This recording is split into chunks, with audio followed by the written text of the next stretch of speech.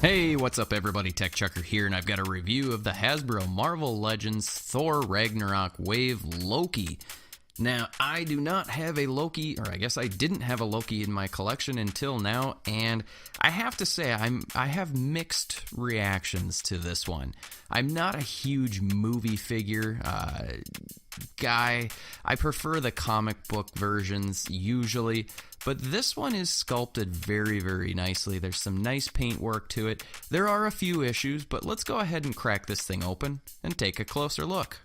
Alright, let's go ahead and get rid of the crown thing, and let's take a look at the articulation on this Loki figure. Now, his head is on a ball peg with a hinge, and mine was really tight. I had to heat that thing up just to get it loose. But he can get his head up about this far, which isn't too bad. We'll want to be careful. So that neck piece is actually kind of, I think it's a separate piece. So just be careful with that, and I'll show you that in a little while. But his chin, he can get his chin all the way down into his chest, which is pretty cool. Seems Hasbro has really been doing pretty good with that. He has pretty decent side-to-side motion. That hair doesn't really cause many issues, which is good.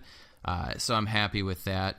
There is actually a decent amount of tilt. Not a lot, but it's decent enough. Let's go ahead and take this cape and get rid of it for right now. So his shoulder, he's got a ball hinge in his shoulder. He can get his arm just about 90 degrees out, which is pretty good.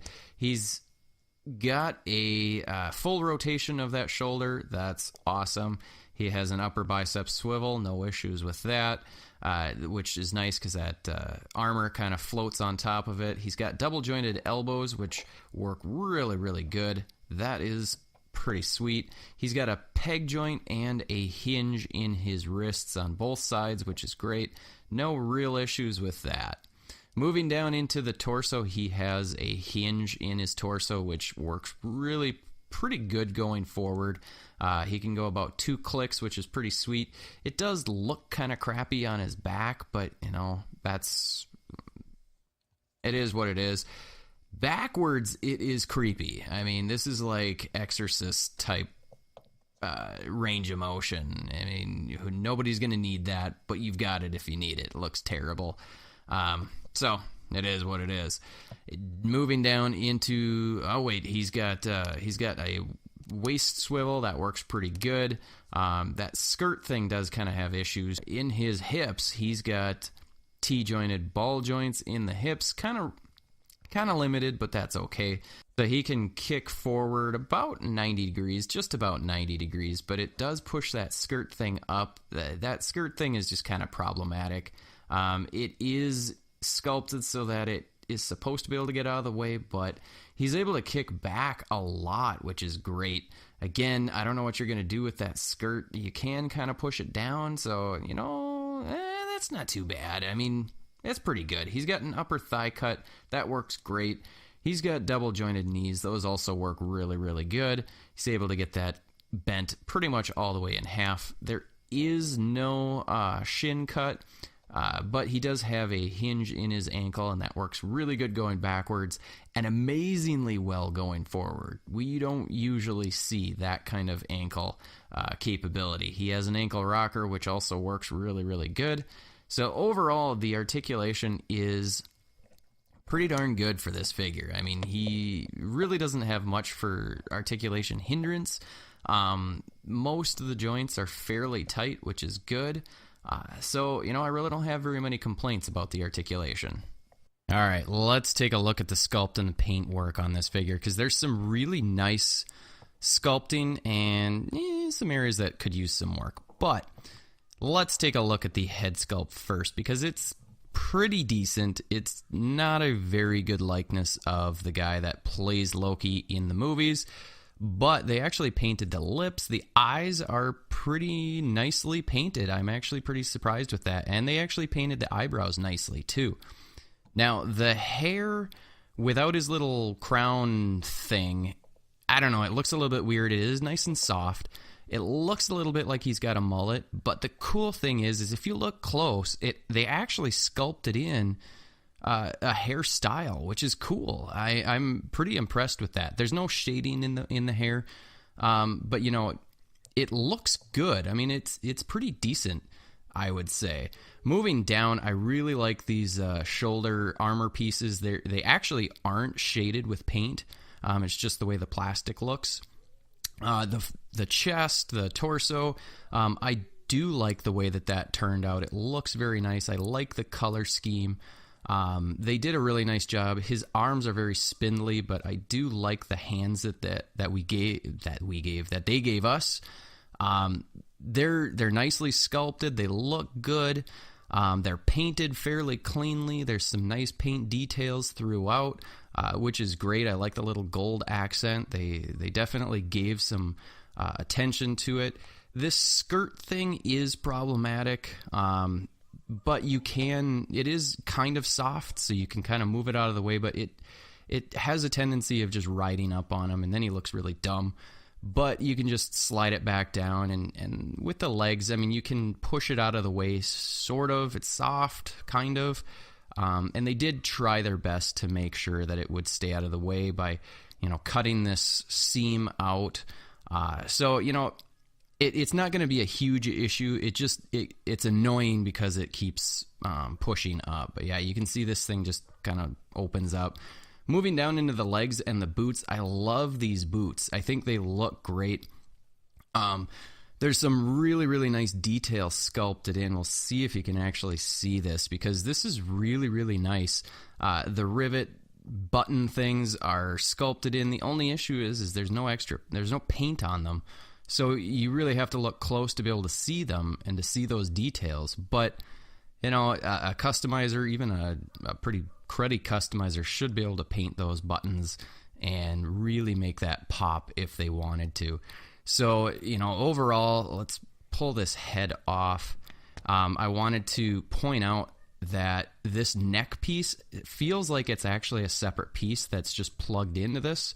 My hinge was very, very tight, and if you can see this, it has some give to it. So be careful with this, because I'm worried that if I am trying to get that head moving, that I might actually break this off, and you can kind of twist it actually, just a little bit. So it is definitely a separate piece. Be careful with it, especially if you have a really tight hinge. Just be careful that you don't snap that thing off. I'm a little concerned about that. All right, let's do a quick measurement, and you can see that Loki stands about 6.5 inches to the top of his head, maybe just a little more, and then about 7.25 or more with the helmet thing on. So he's actually a fairly tall character, so let's go ahead and throw Deadpool in right next to him, and he's actually just about the same height. Looks like he might be slightly shorter. I think he's actually about the same height, which is, kind of cool. He's an Asgardian. He should be tall. So I'm pretty happy with that. Overall, the sculpt and paintwork are really quite solid on this figure. Let's look at the accessories. He comes with this cape, which is, nice enough. It's got some nice sculpt detail on it. It's kind of hard. I like that the inside is a different color and it's a nice yellow. This shoulder pad was crunched over, kind of rolled over, so I had to put it in some hot water to try and reshape it. And I don't like the execution of the mounting system. These two little pegs peg into, let's pop his head off so you can see this better. They peg into these two holes right on the top of Loki's shoulders, and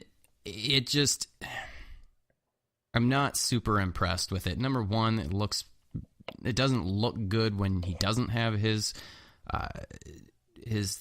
cape on, but it's really, really difficult to get it lined up and get them to stay in position. They pop out really easily, and it's not a very good mounting system. I would have preferred that they went back. Yeah, you can see it's just popping up there.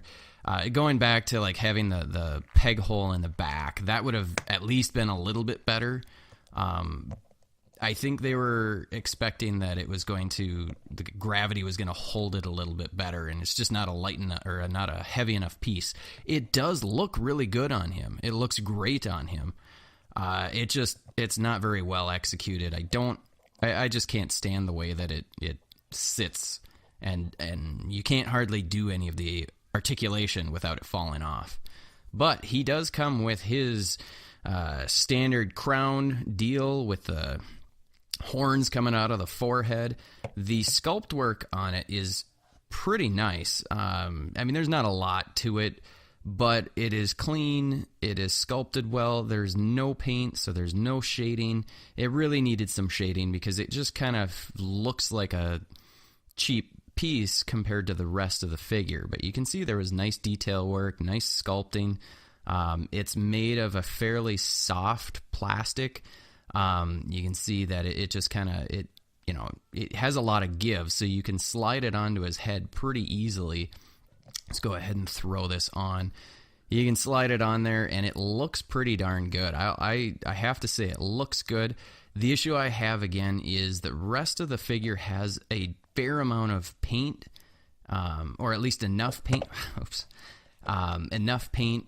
And this just doesn't. So it feels a little bit like it's mismatched with the figure, but I still really like it. One thing that I wish we would have gotten with this character is alternate hands. Just another set of hands would have been cool. The other thing is he should have had his staff with the Terrigen something or other on it. I think he should have had that as well. Maybe not we'd have to have the alternate hands pretty much to be able to hold it. So that's a little bit of a bummer because it feels like he technically didn't get any accessories. Just because when are you ever going to display them without that the cape or the crown thing. So overall, the figure's pretty decent. I would say because it came 2 in a case, definitely try and get them at a discount because there's going to be more than enough of him laying around would be my guess. But it's definitely a good addition. You probably should add it to your collection if you are any kind of Marvel fan. So what do you guys think? Let me know in the comments below. I'd love to hear your thoughts. And with that, I hope this review was useful and helpful. If it was, go ahead and hit that like button. Hit the subscribe button if you haven't already. And until next time, I'll see you later.